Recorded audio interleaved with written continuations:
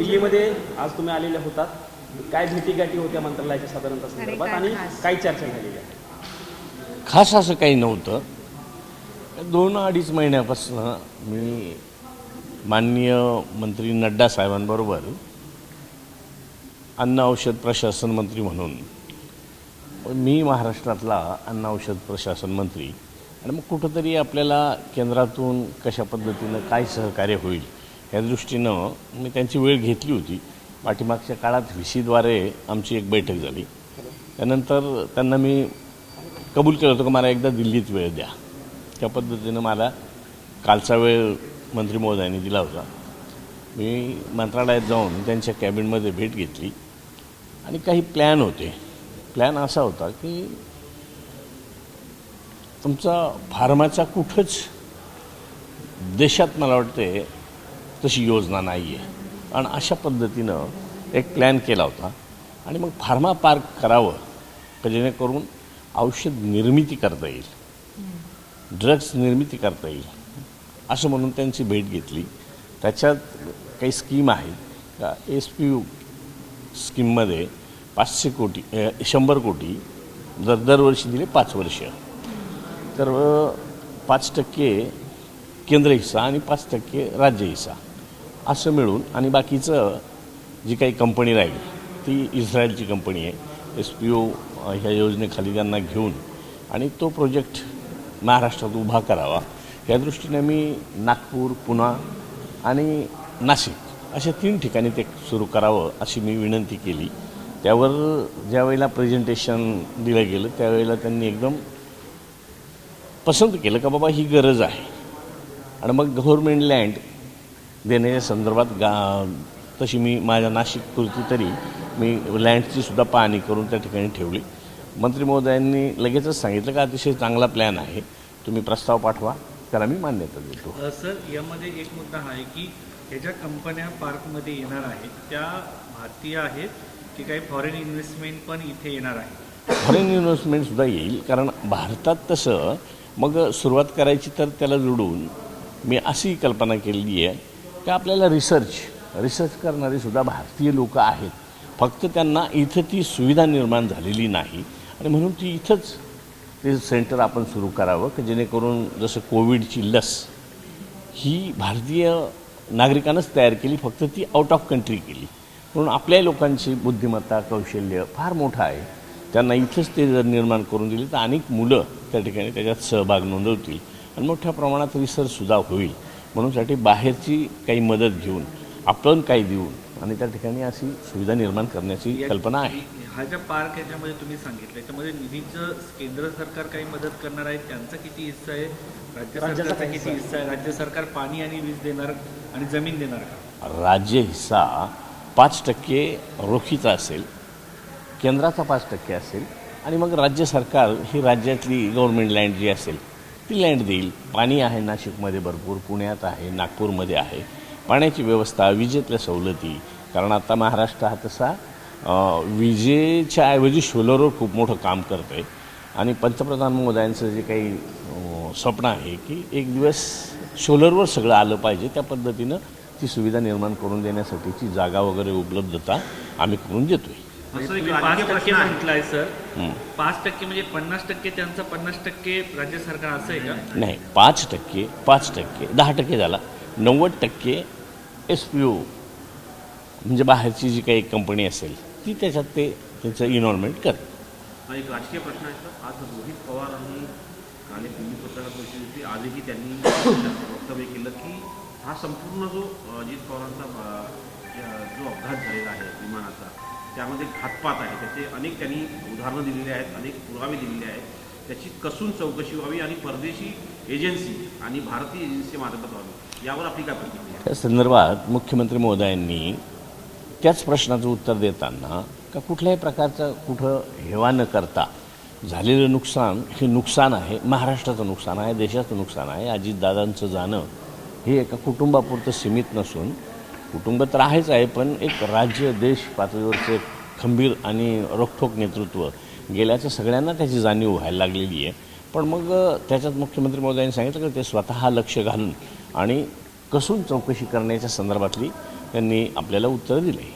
त्यांनी असंही म्हटलं की 27 तारखेला म्हणजे 27 जानेवारीला अरोरा नरेश अरोरा तुमचे कन्सल्टंट आहेत त्यांच्या कंपनीच्या कॉन्ट्रॅक्टच्या अनुषंगानं अजित पवारांसोबत सुनील तटकरेंची बैठक झालेली होती आणि म्हणून दादांना रात्री गाडीनं जाता आलं नाही, म्हणून दादा विमानाने गेले असं आहे. त्या संदर्भात मला तरी कुठलं काही माहिती नाही, त्याच्यामुळे त्याच्यावर भाष्य करणं योग्य नाही.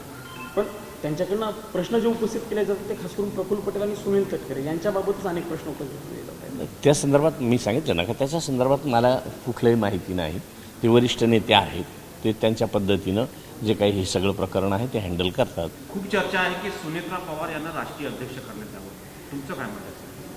त्या संदर्भात शेवटी वरिष्ठ आहेत, मग प्रफुल्ल पटेल साहेब आहेत, तटकरे साहेब आहेत, भुजबळ साहेब आहेत, सगळेजण तो योग्य असा निर्णय घेतील. नाही, पण तुम्ही जेव्हा सांगतात की उपमुख्यमंत्री पदाचा निर्णय व्हायला पाहिजे त्यावेळेस तुम्ही निर्णय जाहीर करताना आता म्हणतात की वरिष्ठांनी निर्णय घ्यायला पाहिजे, म्हणजे असं आहे.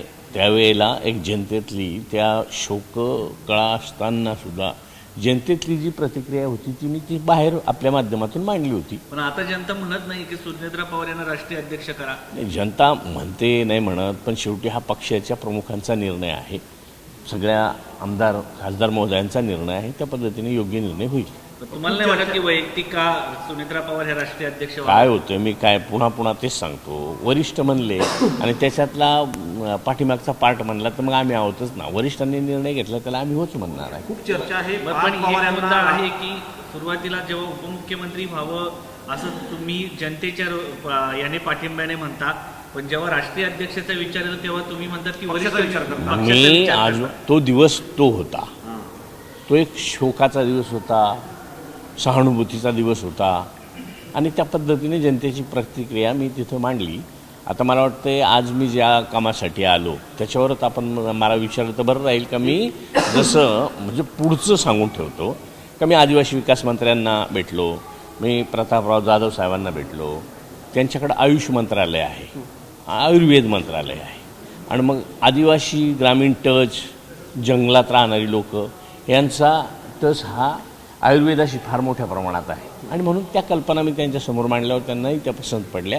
त्यांनी काही आयुर्वेदाची जी काही जुनी जाणकार लोकं होती त्यांची काहींची पुस्तकं आहेत, पण फार थोड्या प्रमाणात, म्हणून ही दंतकथा म्हणून म्हटली जाते. पण आजही अनेक इलाज हे खात्रीनं साईड इफेक्ट न होता आयुर्वेदातून लोक बरे होतात, ह्या दृष्टीने त्यांनी मान्य केलं आणि 100 दवाखाने तरी आपण महाराष्ट्रात सुरू करावेत अशा पद्धतीने त्यांनी सपोर्टिव्ह उत्तर किंवा अशा त्या ठिकाणी आम्हाला दिलेली आहे. या संदर्भात जसं तुम्ही आता आयुर्वेदासंदर्भात सांगताय, आयुर्वेदाचे जे औषधं मिळतात त्यासाठी अधिकृत मेडिकल सेंटर नाही आहे, ते औषधालय आहे, त्यांची ऑथेंटिसिटी नसते, काही औषधाचे परिणाम काय तेही होत नाही आणि तुम्ही ज्या पद्धतीने सांगतात की आदिवासी भागामध्ये खऱ्या अर्थानं ही औषधे सापडतात नाही, म्हणूनच ते कुठंतरी त्याला त्याच्यातले घटक काय आहेत किंवा त्याच्यातलं प्रमाण किती असावं ह्या गोष्टी काय माहीत नाही, पण त्याचा साईड इफेक्ट फारसा होत नाही हे आपणच सगळेजण म्हणतो.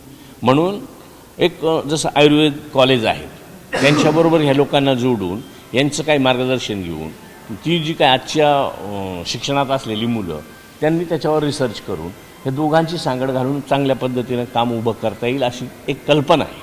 पण आदिवासी भागामध्ये काही अशा पद्धतीचे आयुर्वेदिक कॉलेज वगैरे उभं करण्याचा विचार आहे का? कारण फक्त हे सगळे चर्चेचा भाग होतो, प्रत्यक्षात आदिवासी विभागाला काही मिळत नाही, आदिवासी मंत्री मालामाल होतात, पण आदिवासी वर्षानुवर्ष त्या स्थितीत जगतात. मालामाल होतात असं म्हणण्यापेक्षा त्यांना आम्ही जेव्हा सुचवलं त्यावेळेला त्यांनी ज्या पद्धतीनं सपोर्ट केला किंवा ज्या चर्चेत सहभाग घेतला तर मला वाटतं ती सुरुवातच तिथून करावं लागणार आहे का. जसं आपण सांगितलं आयुर्वेद कॉलेज सुरू करावं लागणार आहे, त्या पद्धतीनं त्यांची तयारी राहील. महाराष्ट्रात देखील आम्ही मुख्यमंत्री महोदयांना सांगून आणि ते सुरुवात करू ना. झिरवाळ साहेब, तुम्ही अजितदादांच्या खूप क्लोजपैकी एक राहिलेले आहात आणि हे महाराष्ट्राला माहिती आहे. दादांनी कधी या संदर्भामध्ये चर्चा केली होती की आपण शरद पवार यांच्या पक्षासोबत जातोय, एकत्र येतोय, अशी काही चर्चा झाली नाही? अशी चर्चा कधी अशी आमच्यापर्यंत तरी आलेली नाही, पण लोकांमधून अंदाज लावला जायचा का हे एकत्र येण्याच्या संदर्भातली चिन्ह का जसं जिल्हा परिषद, नगर परिषदा ह्या इलेक्शनांमध्ये ज्या पद्धतीनं टोकाचा विरोध होता तो थोडासा नॉर्मल होऊन आणि त्याची सुरुवात झाली होती. त्याच्यामुळे अशी लोकांमध्ये चर्चा होती का बाबा एकत्र येणार आहेत. बाकी माझ्यासमोर तर माझ्याशी काही चर्चा अशी वैयक्तिक झालेली नाही. पुणे जिल्हा परिषदेमध्ये बहुतांश लोक हे घड्याळावरती लढलेले आहेत. आता एकत्र येणार आहेत, तुम्ही सोबत लढा, आणि खूप कमी लोक खास करून ते तुतारीवरती लढलेत आणि सगळ्यांना सांगण्यात आलं होतं की आपण एकत्र लढणार आहे. दादांनी काही लोकांवरती जबाबदारी दिली होती, याचे मेसेजही आम्ही बघितलेत. त्या लोकांचं पुढे काय आता, जे घड्याळावरती लढून आले, जे शरद पवार यांच्या पक्षामध्ये होते, त्यांचं भवितव्य काय असणार आहे? नाही, आता त्यांनी निर्णय घेताना कोणाच्या मागणीनुसार सांगण्यानुसार घेतला असेल, काय असेल, पण शेवटी जे घड्याळाबरोबर असतील त्यांना घड्याळाचे नेते लोक सहकार्य करतीलच. आणि जे तुतारीचे होते शरद पवारांचे, ज्यांनी तो घड्याळ तो प्रश्न नंतरचा आहे. धन्यवाद.